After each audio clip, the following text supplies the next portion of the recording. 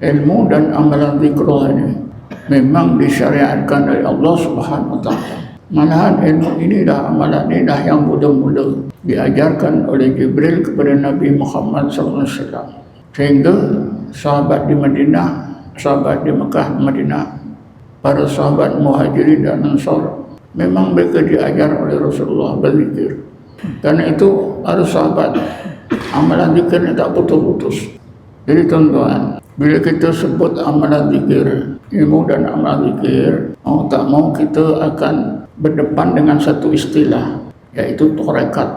Ramai orang takut dengan kalimat tarekat, karena satu masa dulu orang ramai ditakut-takutkan. Tarekat sesat, tarekat sesat, tarekat sesat. Jadi kesannya itu begitu mendalam. Bila dengar tarekat, ini ajaran sesat. Begini ya, kita semua masih yakin dalam ajaran yang dibawa oleh Nabi Muhammad, orang yang pertama dan utama mengamalkan zikrullah ialah Rasulullah.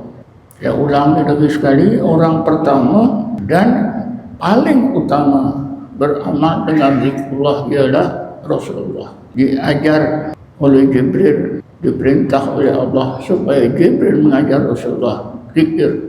Tadi saya bacakan ayat 205 surah Al-A'raf.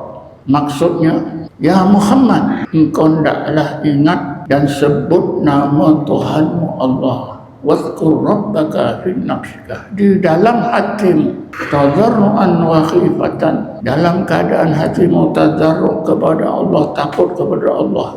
Wa dunal jahri minal qaul, tanpa ada suara dalam hati sebut Allah, Allah tak ada suara. Bil ghudwi wal asal, sepanjang masa siang dan malam. Wala takum minal ghafilin, ya Muhammad, jangan sekali-kali engkau biarkan hatimu tak ingat Allah, lalai.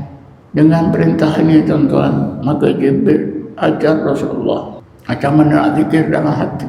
Sejak itu Rasulullah terus berzikir, sehingga pada satu ketika kemudian Rasulullah terangkan kepada umatnya macam mana dizikir dalam hati itu.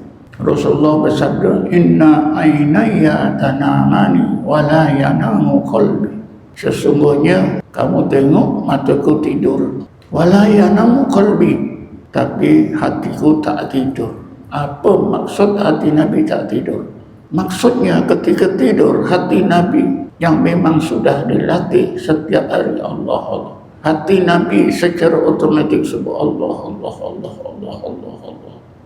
Jadi gitulah tuan-tuan, secara ringkas, Rasulullah lah orang yang pertama dalam Islam dan utama mengamalkan zikir. Kalau kita sebut boleh ya, istilah kita, Rasulullah itu raja zikir. Tiba-tiba sekarang ada orang-orang Islam muncul sana sini, jangan zikir banyak-banyak, nanti gila isim. Itu kan kita dengar tuan-tuan. Tahun 50-an 60-an di kampung, masa itu saya budak-budak, ada remaja gila. Itulah budak-budak zikir jadi gila isim. Betul ke orang berzikir boleh gila? Orang berzikir semakin sehat akalnya, badannya, semakin dekat dengan Allah, semakin disayang. Tapi dianggap sebaliknya, jadi gila. Yang kita tahu sebab gila ni banyak, bukan sebab zikir. Ahli zikir tak ada yang gila tuan-tuan. Jadi tadi dah saya sebutkan, bila kita belajar ilmu zikir, amal dengan zikir, mau tak mau kita akan berdepan dengan istilah tarekat. Ilmu dan amalan tarekat itu asasnya ialah zikir. Ketuanya siapa? Rasulullah. Sayyidina Ali tuan-tuan, satu ketika diajar oleh Rasulullah, ya Ali, engkau dengar baik-baik, aku akan ucapkan 3 kali la ilaha illallah, engkau buat seperti aku ucapkan. Hadis ini panjang, saya sebutkan begini. Wa qala Rasulullah sallallahu alaihi wasallam, la ilaha illallah salasata marratin mughmidan ainai rafi'an sautahu wa ali yasma'. Maka Rasulullah ajarkan kepada Sayyidina Ali zikir la ilaha illallah dengan menyebutnya sebanyak 3 kali dalam keadaan Rasulullah memejamkan mata, menguatkan suara. Sayyidina Ali dengar, lepas tu Sayyidina Ali buat. Kan jelas tuan-tuan, zikir la ilaha illallah itu Rasulullah ajar kepada sekali. Tapi maklumat ini tak sampai kepada kebanyakan kita. Dalam kitab ada, kitab-kitab yang menyebut ini pun tak sampai ke tangan kita. Kalau zikir Allah dalam hati, itu Rasulullah ajarkan kepada Sayyidina Abu Bakar. Kenapa 2 orang saja? Sahabat lain ada yang dengar sama-sama, tetapi dalam sejarah yang ditulis oleh para ulama disebutkan Sayyidina Ali, bukan sahabat lain tak dengar, belajar juga ramai. Takkan nak disebut semua, tentulah disebut Sayyidina Ali, sebab secara direct Rasulullah ajar Sayyidina Ali, yang dengar semua boleh beramal. Kalau zikir Allah dalam hatinya itu kepada Sayyidina Abu Bakar.